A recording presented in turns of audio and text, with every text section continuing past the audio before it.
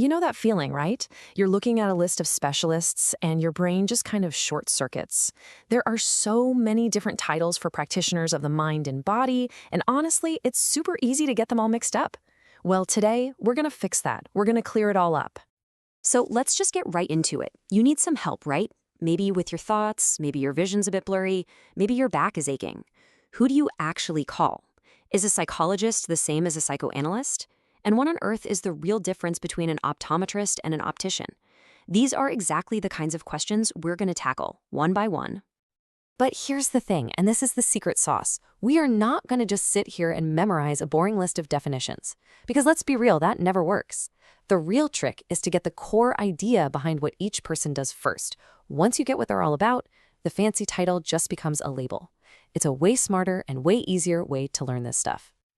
Okay, let's kick things off with the practitioners who focus on our inner world. The pros who deal with the human mind. All right, this is a classic mix-up right here. On one side, you've got the psychologist. Think of them as experts in human behavior in general. They study what makes us tick, why we do what we do, how we feel, our personalities. You might find them helping out in schools or companies, trying to make things better for people. Then, on the other side, you have the psychoanalyst. Now, this is way more specialized. This is often a doctor or a psychologist who's trained specifically in Sigmund Freud's techniques. Their whole job is to help you dig deep into your unconscious mind to figure out where your anxieties and conflicts are coming from. It's a long-term process. So, the big difference? Broad study of behavior versus a deep, deep dive into the unconscious. See how that works?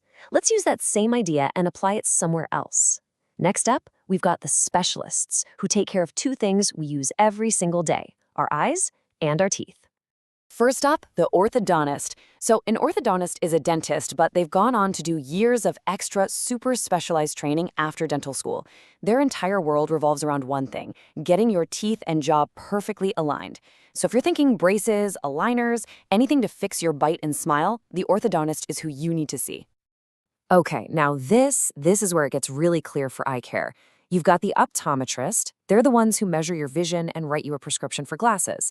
Then you take that piece of paper to the optician, and their job is to actually make and fit the lenses and frames for you. But, and this is key, look at that third one, the ophthalmologist. This is the medical doctor. They're an MD who can treat eye diseases, perform surgery, prescribe medicine, the whole shebang. So you see, there are totally different levels of care here. All right, we've done eyes and teeth. Now let's zoom out and look at the body's structure itself. Let's talk about the healers who work with our bones, our nerves, and our feet.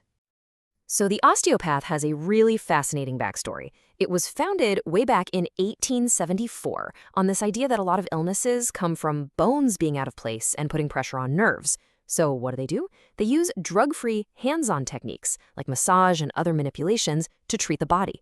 And here's something you might not know. This isn't some fringe practice. In most places, osteopaths actually have the same rights and privileges as medical doctors. A chiropractor also uses a hands-on approach, but their focus is absolutely laser sharp.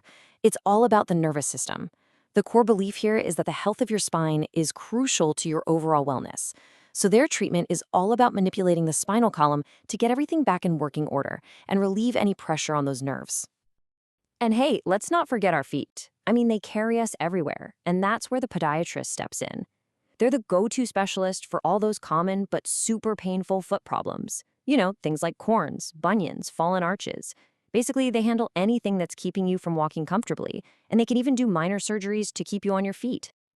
Okay, for our last group, we're shifting gears a little. We're looking at practitioners who don't necessarily treat the body directly, but instead they analyze very specific parts of our lives. Now, this one is pretty unique. A graphologist is a handwriting expert, and they do two main things. First, they can analyze the way you write to get insights into your personality and character. But second, and this is really practical, they're the people who get called in to figure out if a signature on a check or a will is the real deal or a forgery. And finally, we have the gerontologist. Now, this is a really important distinction to make. A gerontologist is not a medical doctor for older adults. They are a social scientist. Their focus is on all the non-medical challenges that come with aging. We're talking financial planning, social changes, retirement, all of that stuff. Whew, we've covered a ton of ground. So let's do a really quick rapid-fire recap just to make sure all 10 of these titles are locked in your brain. You ready?